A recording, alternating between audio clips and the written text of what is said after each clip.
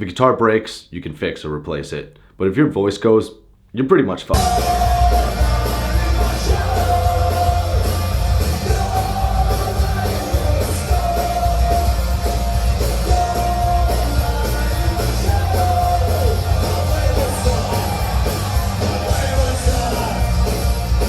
So with my other band, Mickey Rickshaw, we usually just play on weekends or occasionally do a 2-week tour. For the most part with that band, I'll just drink enough liquid courage to get up on stage and then deal with having no voice for the next 2 days.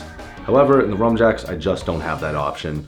We're on the road sometimes for 11 shows in a row. So I started to have to actually think about what I'm doing to my voice and if I'm taking care of it, which in the beginning I wasn't.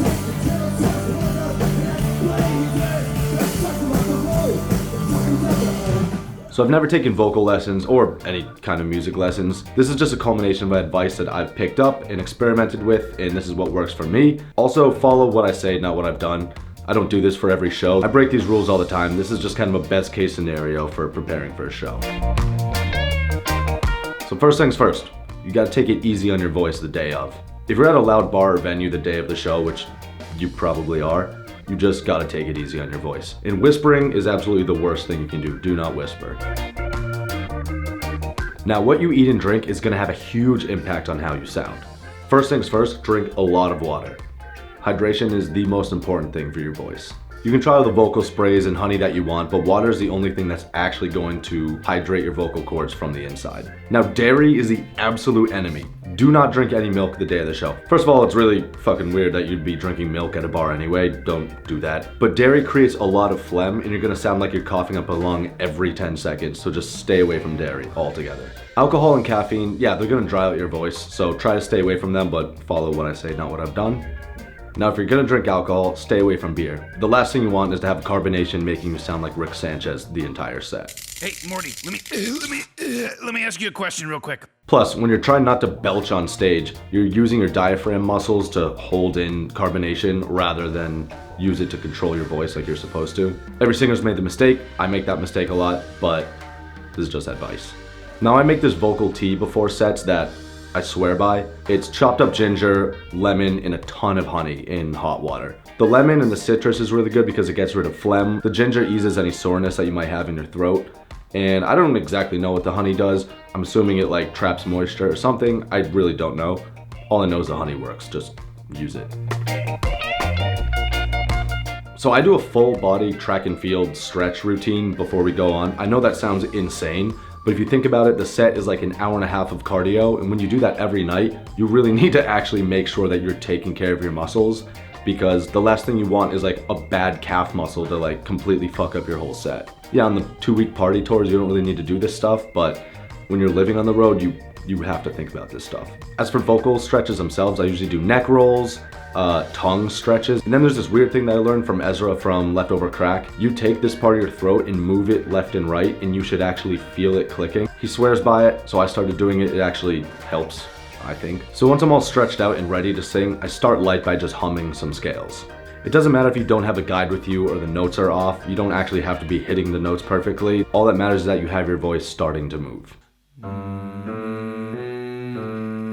Then I'll do the scale in V. Lip roll arpeggios.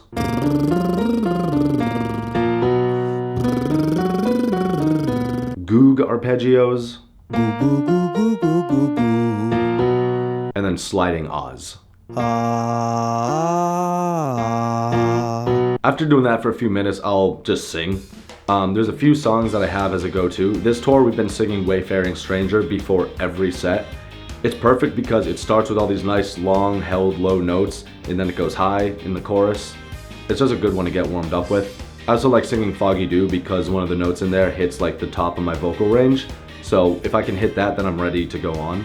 So I sing with a lot of grit or rasp, which is important to do correctly. If you're singing incorrectly with the wrong type of distortion, you're gonna absolutely destroy your voice, which will lead to vocal polyps. And I can't remember the way, and I can't remember the name, and I can't remember the way, and I can't remember. You can permanently damage your voice if you're singing incorrectly. I just recommend learning how to do it properly. There's a ton of videos online about that can teach you way better than I can. The whole point of saying this is that if something hurts while singing, do not do it. You will destroy your voice, especially if you're on a long tour. And last but not least, you have to make sure that you are breathing properly on stage. That is wicked important, especially for note control, tone control, everything like that. I slip up, I forget to do it. I wasn't trained, so I don't naturally do that. I've noticed when I'm paying attention that I'm singing from my diaphragm, which another thing that you should look up. When I'm doing it properly, the set is completely different. I walk off stage, my voice feels fine. Once again, all this is just a best case scenario. I don't always do this, but if I can, I try to get all these warm-ups in. Just to demonstrate, I'm gonna do all these before our show in Krakow tonight, which is our last show in Poland. Poland has been awesome. Everyone who's been coming out to the shows, saying that you've been watching the videos, that's awesome. You guys rule. Simon, looking at you. Yeah, we're finishing up this tour. We have a few shows in Germany, and then we're gonna be done, and I'm gonna be back home. So that's exciting. I haven't been home since July. So it'll be cool to actually be in my own apartment. Anyway, thank you for watching. Let me know in the comments if there's anything that you want to know about that I should do a video on in the future, because I'm still trying to find what to make videos about as I'm doing these. But yeah, catch you in the next one.